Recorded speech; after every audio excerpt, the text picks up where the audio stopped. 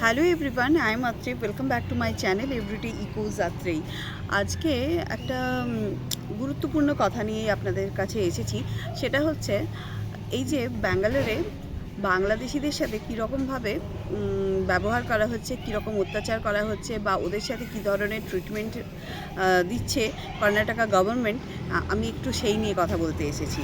Actually আমার অ্যাপার্টমেন্টে, আমার বাড়িতে যে আমার হাউস হোল্ডিং কাজ করতো, সে ছিল বাংলাদেশি, কিন্তু সে আমার বাড়িতে 3 বছর ধরে কাজ করেছে। তার আগে আরও 2 বছর ধরে ওই অ্যাপার্টমেন্টেই কাজ করতো, কিন্তু সে আমার বাড়িতে 3 বছর ধরে কাজ করছে। মেয়েটি ছিল ভীষণ ভালো, ভীষণ ভালো। 1 সপ্তাহ আগে হঠাৎ করে দেখলাম কি যে আসছে না, আর ফোনও তুলছে না। ও না এলে বলে দেয় কি যে আমি আসতে পারবো না, কিন্তু এখন সেটাও বলতে পারিনি, আর ফোন তুলছে না। আমি খুব ইরিটেট হচ্ছি, ফোন করছি, ফোন তুলছে না। কখনও তো মানুষ হচ্ছে কি যে দেখে ফোনটা, কিন্তু পরে জানতে পারলাম, তার ঠিক 3-4 দিন পরে জানতে পারলাম ওরা যে জায়গাটাতে থাকে, ওই ভারতুর যে লেকের পরে ওইখানে কোনো একটা জায়গায় 4-5টা ফ্যামিলি মিলে ওখানে থাকতো আর কি। আর ওই 4-5টা ফ্যামিলির মেয়েরা কিন্তু আমাদের অ্যাপার্টমেন্টে কাজ করতো, এবং ওরা দীর্ঘ 5-6 বছর ধরে আমাদের অ্যাপার্টমেন্টে কাজ করছে। ভীষণ ভালো, প্রত্যেকটা মেয়ে ভীষণ হচ্ছে লেবোরিয়াস ছিল, আর খুব ভালো। কোনো দিন কোনো একটা জিনিস চুরি করা থেকে শুরু করে কোনো দিন কোনো কিছু করেনি। ইভেন আমি কোথাও গেলে আমি আমার বাড়ির কিটা ওকে দিয়ে চলে যেতাম, চাবিটা দিয়ে চলে যেতাম, আর ও গাছে জল দেওয়া থেকে শুরু করে আমার মানে প্রচণ্ড হেল্প করে দিত। এত কাজ করে দিত যে আমাকে ভাবতেই হতো না, আমি শুধু আমার বাড়িতে থাকতাম, মানে এত হেল্পফুল ছিল। তো সব কিছু ম্যানেজ করে নিত, কোনো দিন একটা জিনিস চুরি করেনি, না কোনো দিন খাবার খেয়েছে, না কোনো কিছু।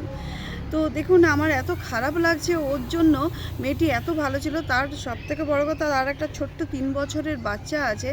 তাদেরকে আগের দিন রাত্রেবেলায় কিছু লোকজন ওদের ঘরের আশেপাশে ঘোরাঘুরি করে, এবং ঘোরাঘুরি করবার পর ওরা সেটা অবজার্ভ করেছে, কিছু লোকজন ঘোরাঘুরি করছে, কথা বলছে, বিভিন্ন রকমের। তো এই অবজারভেশন এটা ছিল ওদের। তারপরে ঠিক রাতটা পার হয়েছে, আর রাত পার হওয়ার পরেই সকালবেলায় পুলিশ নিয়ে গিয়ে ওদেরকে হচ্ছে গ্রেফতার করেছে। এবার অ্যাপার্টমেন্টে যখন কাজ করে তখন কিন্তু ওরা আধার কার্ড, পুলিশ ভেরিফিকেশন, এই সমস্ত কিছু করিয়ে দেখিয়ে তবেই গিয়ে হচ্ছে অ্যাপার্টমেন্টে কাজ করতে পারে। এটা কিন্তু করা ছিল, আবার নতুন করে হচ্ছে এই প্রসেস ফলো হচ্ছিল। ওরা ডকুমেন্টস নিয়েই আসবে, এটাই ঠিক ছিল, কিন্তু তার মধ্যে এই ঘটনা ঘটে যায়।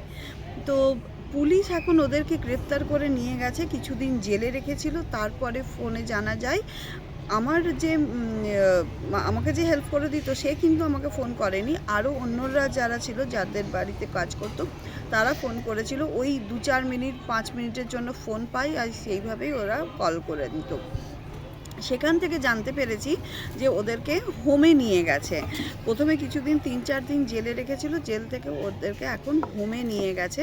এখন ওরা হোমে আছে ফুল ফ্যামিলি, এবং ওদের হাজব্যান্ডরাও হচ্ছে কাজ করতো, কিন্তু এই যে ড্রাইভার ছিল, ওই গুডস যে ট্রান্সপোর্ট হয় না, তো সেই গাড়ির হচ্ছে যে চালক ছিল, ড্রাইভার ছিল।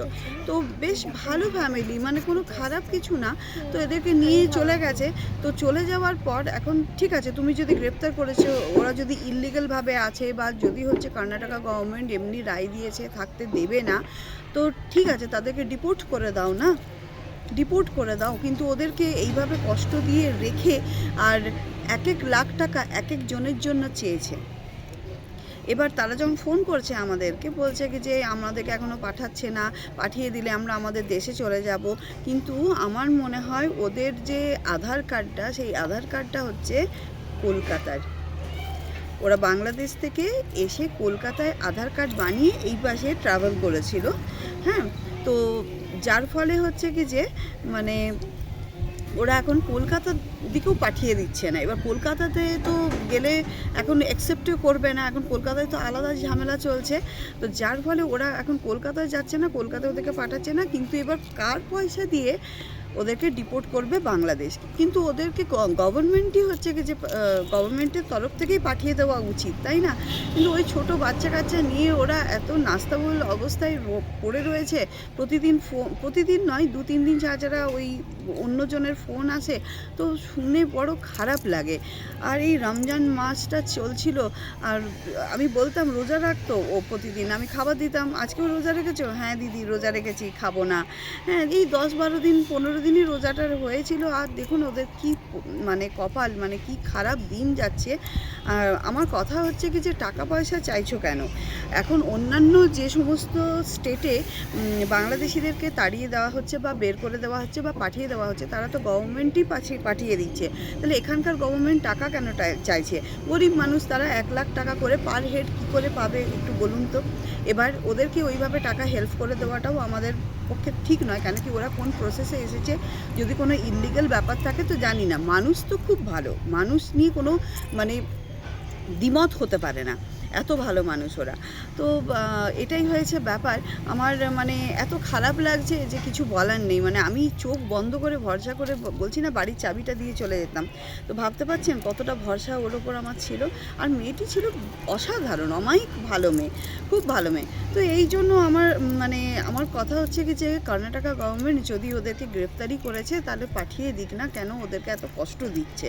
ওরা কিন্তু এখন একটা হোমে আছে, ওরা এখন আর জেলে নেই, হোমে আছে। হোম থেকে মাঝে মধ্যে 5 মিনিটের জন্য যদি ফোন পাই, তাহলে ওই ফোন থেকে কথা বলে দিয়ে আবার হচ্ছে রেখে দেয়। তো আমরা এই মাসের টাকাটা দিয়ে দিয়েছি, যা ও পেতো, ওর যেটা স্যালারি ছিল সেটা পাঠিয়ে দিয়েছি। এরপরে যে পাঠাবো, আমি কোনো কন্ট্যাক্ট করতে পারছি না। পাঠাবো মানে 1 লাখ টাকা পাঠানো সম্ভব নয়। হ্যাঁ, 2-4 হাজার 5 হাজার টাকা পর্যন্ত হেল্প করে দিতে পারি, কিন্তু সেটাও করবারও সুযোগ পাচ্ছি না, ওদের সাথে কন্ট্যাক্টও করতে পারছি না। তো আমি চাই কি যে কর্ণাটকা গভর্নমেন্ট যেন ওদেরকে ডিপোর্ট করে দেয়।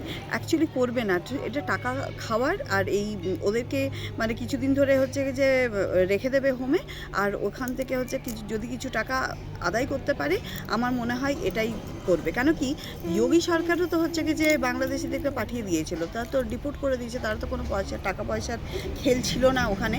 এখানে না আমি বারংবার দেখতে পাচ্ছি প্রতিটা জায়গায় গভর্নমেন্টের ভীষণ টাকার খাই।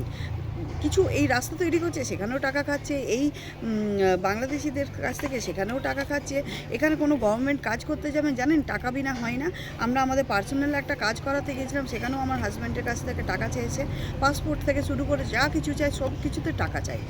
মানে আমার মনে হচ্ছে এটা গভর্নমেন্টের একটা খেলা চলছে, চক্র চলছে। কেন বলছি, এখানে এই মনেকোলালা যেতে গেলে আর কি, এই ভারতুর থেকে পেছনের রাস্তা দিয়ে যে মনেকোলালা যেতে হয়, ওখানে একটা বাংলাদেশি পুরো মানে বস্তি রয়েছে আর কি। আমি তার ব্লগটাও নিয়ে আসবো আরেকদিন, সেইখানে একবার দেখবেন আপনারা। ওখানকার লোকগুলোকে কি তাহলে ডিপোর্ট করে দিতে পারতো? ওদেরকে ধরে ধরে নিয়ে গেছে কি? নিয়ে যায়নি। ওই মানুষগুলো আছে বলে কিন্তু সিলিকন সিটি এত পরিষ্কার রয়েছে, এটাও আমি বলে দিলাম। কর্ণাটকের লোকাল লোক কি পরিষ্কার করবে? না, তা করবে না। তো এই হয়েছে ব্যাপার। আমার মনে হয় কি যে আমি ব্লগটা বেশি বড় করতে চাইছি না, কিন্তু কর্ণাটকা গভর্নমেন্টের কাছে এটাই রিকোয়েস্ট, যদি ওদের ইললিগেল কোনো প্রসেসে ওরা ঢুকেছে তো ওদেরকে যেন পাঠিয়ে দেওয়া হয়। এইভাবে এত কষ্ট দেওয়ার কোনো মানে হয় না। ছোট্ট ছোট্ট বাচ্চা রয়েছে, বাচ্চাদের সাথে কিভাবে রয়েছে আমি ভীষণ চিন্তিত, আমার ভীষণ খারাপ লাগছে, কিন্তু আমি হেল্পলেস। আমি কিভাবে ওদেরকে হেল্প করব, তাই না? আর এই পুলিশ চক্রান্ত ব্যাপারে যেতে ভয়ও লাগে। এক তো আমি ব্যাঙ্গালোরে পড়ে আছি, প্রাইভেট জব। কলকাতার অবস্থা খুব খারাপ, ব্যাঙ্গালোরে আইটির অবস্থাও খুব খারাপ। কোনোরকমভাবে নিজেদেরকে বাঁচিয়ে রেখেছি এখানে। তাই দেখুন এই রকম পরিস্থিতি চলছে। তাই আমাদের অ্যাপার্টমেন্টে আর কোনো এখন বাংলাদেশি নেই, যারা ছিল তারা মোটামুটি এখন ওই হোমে রয়েছে। আশা করি ওরা খুব ভালোভাবে সুস্থভাবে যদি বাড়ি পৌঁছে যেতে পারে, সেটাই ভগবানের কাছে আমি প্রে করছি। এই সামনেই ঈদ, ওদের জন্য জামা কাপড় আমি কিনে রেখেছিলাম জানেন, ওর ছোট্ট মেয়েটার জন্য, ওর জন্য, কিন্তু সেটার আর উপায় নেই, কীভাবে আর আমি দেব। যাই হোক, এই হয়েছে পরিস্থিতি। দেখুন আপনারাও যদি এরকম কিছু ফেস করছেন তাহলে অবশ্যই কমেন্ট করে জানাবেন। আর ব্লগটা ভালো লাগলে একটা লাইক, শেয়ার, সাবস্ক্রাইব অবশ্যই কমেন্ট করবেন। আর যদি কিছু ভাবে ওদেরকে হেল্প করা যেতে পারে বা কোনোরকমভাবে কীভাবে কানেক্ট করা যেতে পারে, যদি কিছু ইনফরমেশান আপনাদেরও থাকে তাহলে শেয়ার করবেন আমার সাথে, ভালো লাগবে। চল টাটা, বাই বাই, থ্যাংক ইউ।